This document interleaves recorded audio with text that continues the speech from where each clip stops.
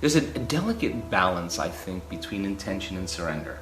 Intention is getting clear on what you want. But if we're experiencing separation, then when we overintend, we're trying. And so then you're trying to create something from lack. Surrender is like trusting in the outcome, right? But if you over-surrender, you're lazy and lethargic.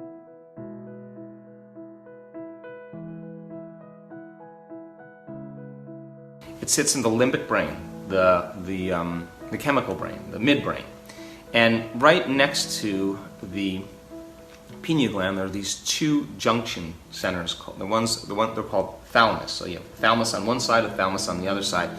And it's like a train station. All the fibers from the body, from the spinal cord, come up and attach, they connect like this, and then there's a big ring, and then all the fibers that go up to the other parts of the brain connect there, and there's just can go relay in all different directions. But the pineal gland sits right between there.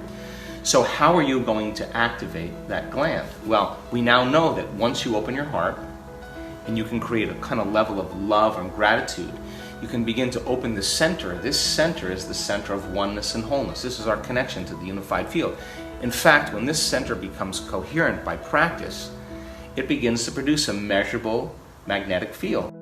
And that energy is a frequency, and that frequency causes a change in information we're emitting. So once energy makes it here, it shows it acts as an amplifier to cause more energy to move up into the brain. So now we have more energy going to the brain. We do a breath, a specific breath, to begin to take all the energy that you use for orgasm, all the energy used to digest a meal and metabolize, all the energy that you use for the stress response and emotional reaction. Those first three centers are energy consumers. We draw from the field. We draw from that field around our body and we turn it into chemistry. We're tapping the life force when we do it. It's a choice. You do it over too much time, you shrink your energy field. Now you're matter trying to change matter.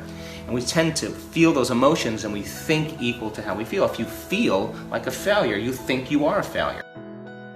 The repetition of that cycle is taking thought as energy and storing it emotionally in these lower centers. So a lot of people have a lot of stuck energy in their body. So the breath is designed to pull that energy up the spine all the way to the brain. Now when we get to the brain, we contract those muscles and we squeeze. And when we do that, we're moving the fluid inside the closed system of the spinal central nervous system, the brain, the skull, the spinal column, the spinal cord. And as we accelerate that fluid, the fluid is made of proteins and salts in solution, charged molecules. So as you accelerate a charged molecule, you create what's called an inductance field. So as you inhale and you squeeze, you start accelerating these charged molecules, and it begins to cause energy from the body to move up into the brain. Get to all the way up, you follow it all the way to the top, and you squeeze like that. The actives compressing that fluid into the back of your brain causes pressure against the pineal gland. And the pineal gland can respond because it has tiny little crystals in it, stacked on top of each other. And when you compress those crystals, you take a mechanical stress and you begin to create an electrical charge. It's called the piezoelectric effect. And so the act of doing it over and over again, as you start to compress those crystals, begins to electrically charge that system. And now the pineal gland begins to produce a resonant electromagnetic field. And the crystals can only stretch so far, and then the field reverses. And when it reverses, it compresses the crystals again. And now you have a little antenna going on there. Now, when energy finally starts to move to the brain, all of a sudden the sympathetic nervous system switches on, and now your brain goes into what's called gamma brainwave patterns. Very super conscious, super aware state. It's the ultimate state. It's the ultimate state of heightened awareness.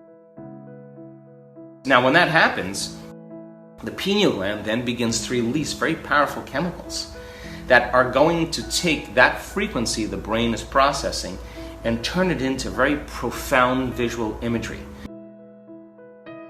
Melatonin, the nighttime neurotransmitter, gets an upgrade. Now you go lucid. Now your brain becomes more electric.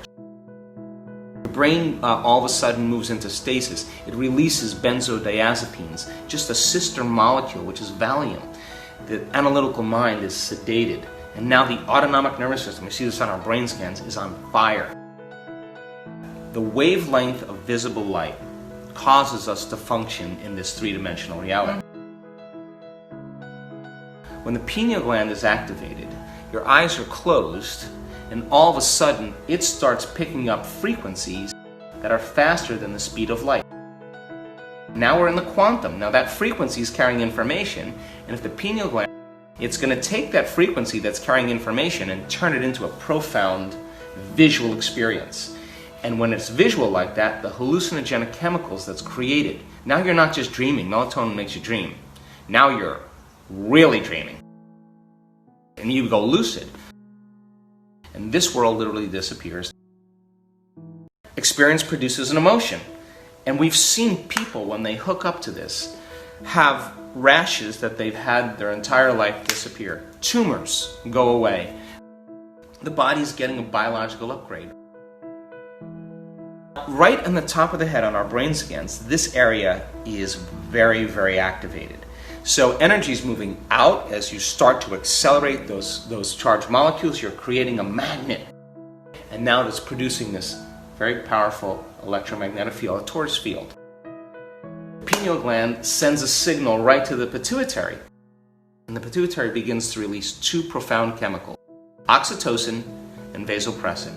Oxytocin is the love chemical. Oxytocin signals nitric oxide. Nitric oxide causes the arteries in your heart and lungs, right in this area, to begin to swell. Now, you're feeling an incredible love for life, a joy for existence. You are so grateful for the moment.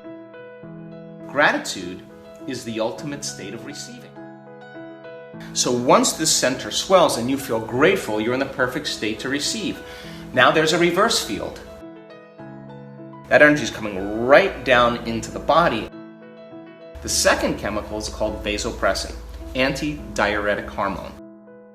It causes the cells to retain water and to swell. So water is the perfect conduit for electricity, for electromagnetism.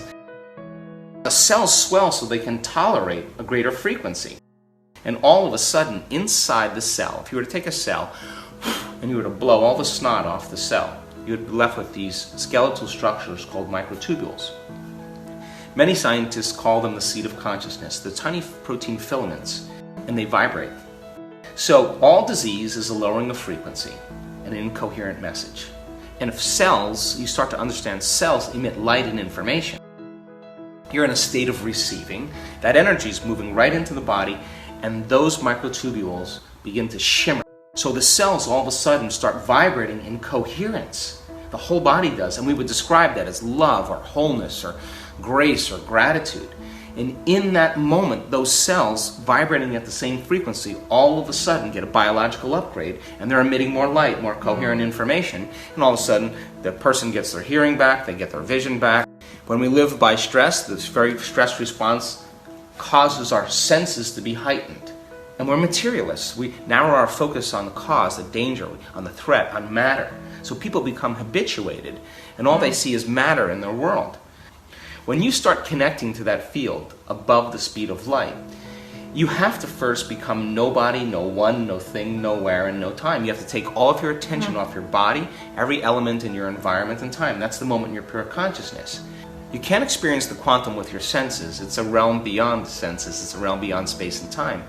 Time is created by a separation of 2 points of consciousness. If I'm standing here and I want to walk all the way to the other side of the room, here's one point of consciousness, there's another point of consciousness. I got to drag my body through space, and it takes time. As a consciousness starting to connect to another greater consciousness, there's less separation between 2 points of consciousness, and the more whole you feel during the process, the less separation.